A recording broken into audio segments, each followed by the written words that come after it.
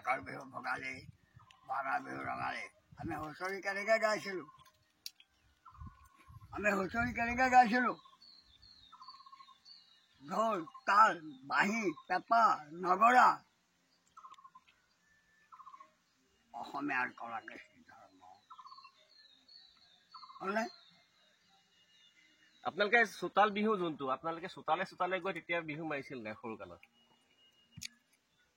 যিহেতুকে এতিয়া ভোলাগুৰি অঞ্চল, ভোলাগুৰিয়ে জ্যোতি চিত্ৰপথ আছে ন, জ্যোতি চিত্ৰপথ নহয়, ঠিক জ্যোতি প্ৰসাদ আগৰৱালাই য'ত জয়মতী প্ৰথম নিৰ্মাণ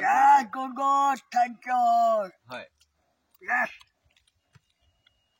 জ্যোতিপ্ৰসাদ আগৰৱালা ইয়াত Joymoti cinema film, Joymoti film shooting কৰিছিলে। পহিলা ভোলাগুৰিত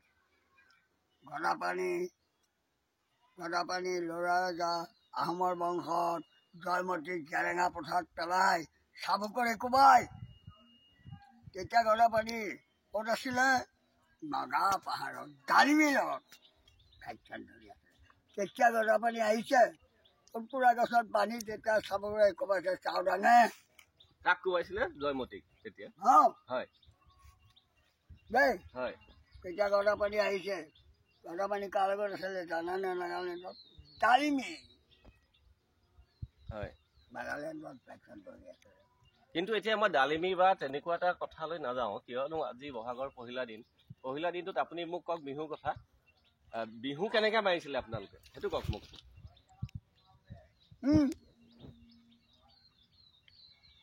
বিহু মৰা আপোনালোকে যেনেকৈ চোতাল বিহু মাৰিছিলে আপোনালোকে সৰু থাকোঁতে, ঘৰে ঘৰে হুঁচৰি মাৰিছিলে আপোনালোকে, সেই কেনেকৈ মাৰিছিলে সেই কথাখিনি আমাক লাগে।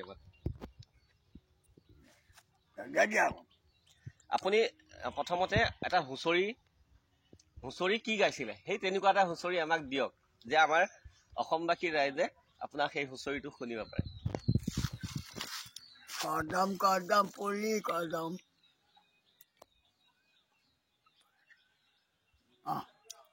কৃষ্ণাই মূৰৰে পদুম ফুলে পাহি, হীৰা পাই মুকলি হয়ো গোবিন্দাই ৰাম।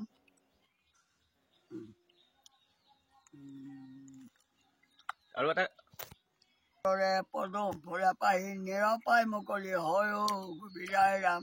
চাৰিপিনে চাৰিআলি মাতত সোণৰ আলি, ৰাধা কৃষ্ণ তাতে বহি কৰিলে ধেমালি। ধুনীয়াকে বিহু নাম এটা আপোনাৰ পৰা শুনিব বিচাৰিম এতিয়া। বিহু নাম আপোনালোকে এটা সময় আছে যে আপোনালোকে বিহু নাম গাইছিলে, বিহু গীত নহয়। হয় হয়, বিহু এটা গাওক। বাৰৰ বিহু ছটাই পৰে বতত, ধুঁৱলি কুঁৱলি, কোনে ভাত ৰান্ধি খায়।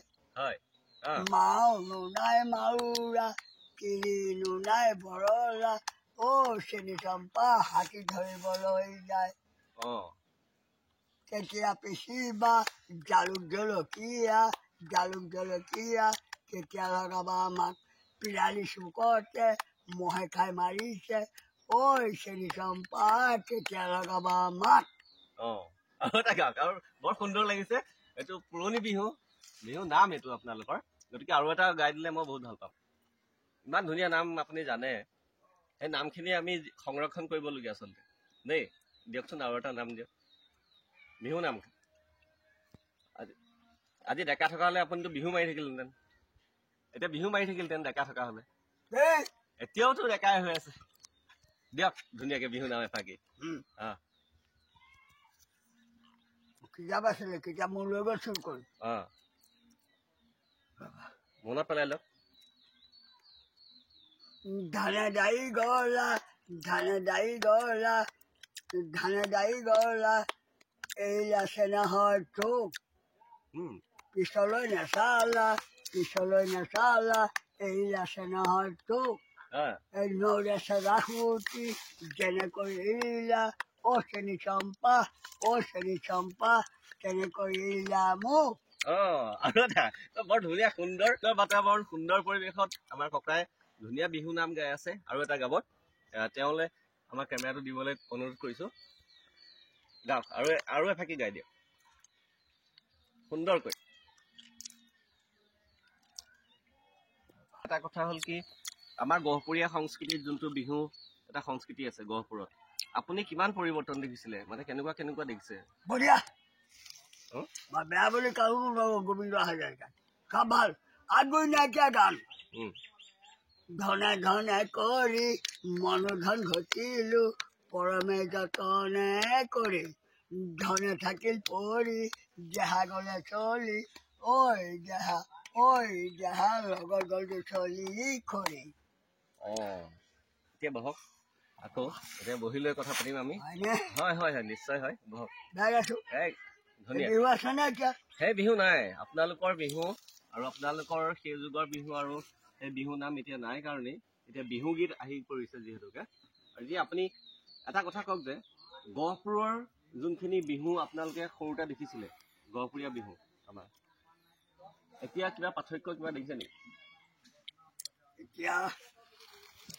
এতিয়া গহপুৰ বুলি নহয় সমগ্ৰ অসমতেই তেনেকুৱা এটা পৰিৱেশ মা। সৃষ্টি হৈছে হয় আমি যেতিয়া হুঁচৰি গাইছিলো উম, গৰু বিহু পিছদিনা উম, 4-5টা ঢোল উম, আৰু নাচনী উম, যেতিয়া গেছৰ চোতালত ঢোলৰ চাপৰ মাৰো পৃথিৱী কবি যায় উম।